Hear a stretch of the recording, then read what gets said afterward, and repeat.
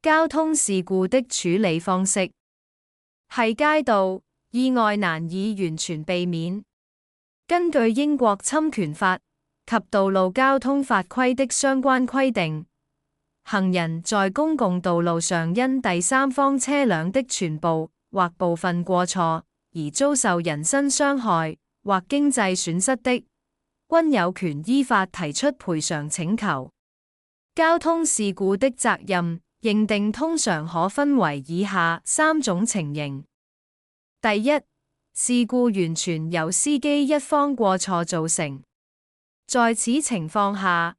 行人有權就其因事故所遭受的全部損失獲得全額賠償。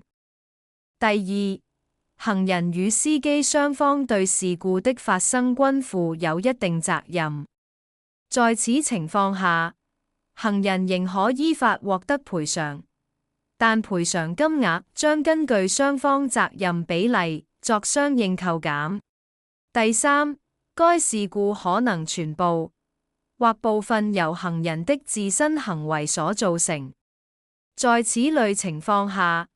行人的賠償金額可能會被減少，或在某些情況下，根據案件，可能完全無法獲得賠償。事故發生後，為切實維護自身合法權益，受傷行人及在場親友應盡量採取以下7項措施：一、